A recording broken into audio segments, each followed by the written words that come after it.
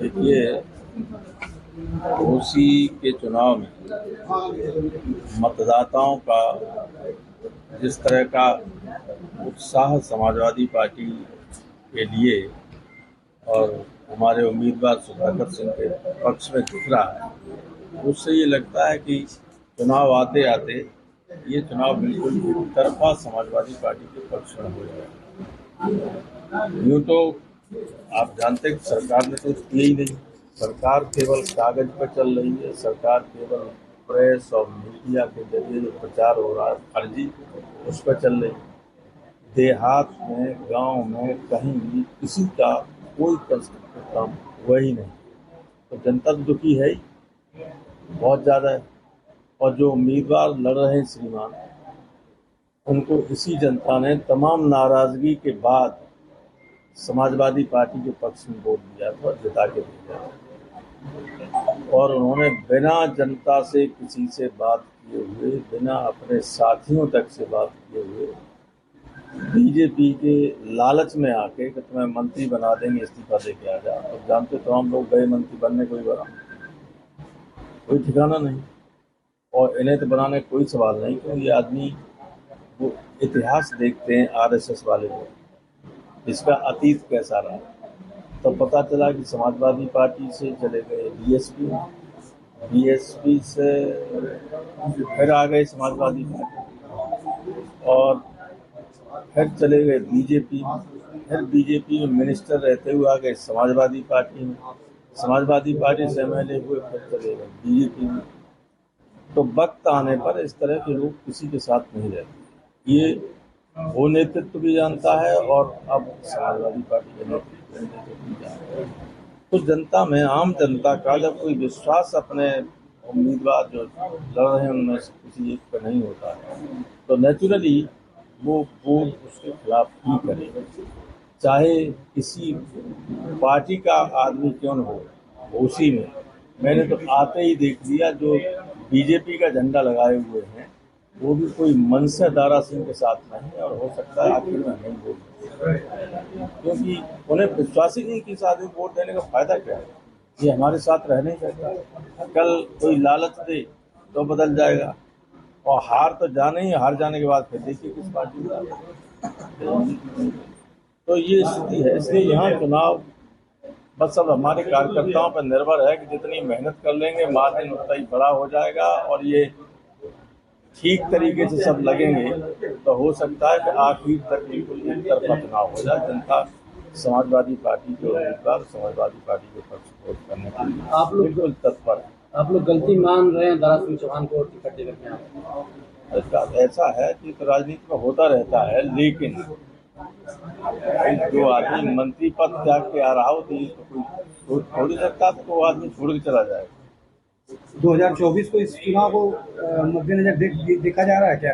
क्योंकि भाजपा भी पूरा अपनी ताकत झोंक दी है और आप लोगों ने भी। देखिए, 2024 का चुनाव पूरे देश में चुनाव होना है, बड़ा चुनाव। एक विधानसभा क्षेत्र से 2024 के चुनाव के बारे में अगर कोई कहता है तो सब पता नहीं, लेकिन फिर भी उत्तर प्रदेश बहुत महत्वपूर्ण राज्य है, और इस उत्तर प्रदेश के हाथ में ही अब की दिल्ली की कुंजी है।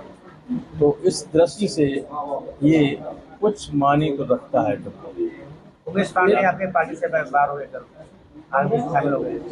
उमेश पांडे कल सभा छोड़कर आ गए। कौन से उमेश? मधुबन से हमारे प्रत्याशी थे, मधुबन से हमारे प्रत्याशी थे, पूर्व विधायक थे। जनता ने रिजेक्ट कर दिया। नेताजी, इस चुनाव में एक दिन पहले ही मुख्तार अंसारी का परिवार की भी एंट्री होती है। क्या हो गया? मुख्तार अंसारी के परिवार का भी एंट्री होता है प्रचार के लिए, समाजवादी पार्टी के पक्ष में वोट मांगने के लिए। मुन्नू अंसारी जो आपके विधायक है वो आ रहे हैं। मुन्नू अंसारी मोहम्मदाबाद से समाजवादी पार्टी जो समाजवादी पार्टी का विधायक समाजवादी पार्टी है, तो उसमें आप क्या आश्चर्य है? अगर समाजवादी पार्टी का विधायक समाजवादी पार्टी के लिए वोट नहीं मांगेगा, बीजेपी को वोट मांगेगा। वो कह रहे पूरा अंसारी परिवार ही, अंसारी परिवार में सब अपराधी है क्या? अंसारी परिवार बहुत ही प्रतिष्ठित परिवार रहा है, फ्रीडम फाइटर रहा है, एक आदमी अगर अपराधी हो गया तो अफजाल अंसारी, सबकतुल्ला अंसारी या मन्नू अंसारी कोई अपराधी नहीं। नेताजी चुनाव में ओम प्रकाश, राजभर और संजय निषाद अपनी पूरी ताकत होती है। बीजेपी वाले कम सक्रिय हैं, ज्यादा सक्रिय हैं लोग। बेगानी शादी में अब्दुल्ला दीवाना। लेकिन उन्होंने ये भी कहा कि सपा को अब यहाँ से सरकारी भेज दिया जाएगा। ओम प्रकाश राजभर तो आप जानते ही वो क्या कहें कल, ये पता नहीं, 1 घंटे बाद क्या कहें कुछ पता नहीं। जब कुछ लोगों का ये मामला गड़बड़ा जाता है तो फिर ऐसे ही कह रहे हैं यूपी में कभी भी अब यादव जाति का कोई मुख्यमंत्री बन नहीं पाएगा, मैं बनने नहीं दूंगा। हम तो चाहते हैं कि ओम प्रकाश बन जाए। Thank you. बीजेपी से कहो बना दे, कह रहे हैं सपा वाले, बाबा को हटाए मुख्यमंत्री को बना दे। अरे सपा वाले मारने लगे कह रहे हैं, इन्हें वही कह रहे हैं सपा वाले मुख्यमंत्री बना के मारने लगे हैं कह रहे हैं। ओम प्रकाश राजभर के निशाने पर इस समय यादव जाति है। जहाँ जा रहे हैं वो यही कह रहे हैं कि सारे ओबीसी का आरक्षण यादव कब्जा कर लिए, आने पर यादव हैं, राजभरों को मार रहे हैं, इन्होंने हमारा हक छीन लिया। आप लोग बीजेपी वालों से कह ही रहे कि जातिगत जनगणना कराइएगा। तो जनगणना में सारी चीज आती है, कितने लोग नौकरी में हैं, कितनी जमीन है, कितनी जायदाद है, ताकि सबको मालूम तो पड़ जाए किसके पास सबका हक मिले। हम तो सबके हक की बात करते हैं। इन्हें ये ऐसी पार्टी में चला गया जो जातिगत जनगणना के खिलाफ है। क्यों खिलाफ है बीजेपी? बीजेपी जानती है कुछ लोगों के पास सब कुछ है और 90% लोगों के पास कुछ नहीं, इसलिए जातिगत जनगणना नहीं करा रहे। हम तो चाहते हो चुनाव कह रहे हैं, चुनाव में पता चल जाएगा, इस बार चुनाव में पता चल जाएगा। वो आदमी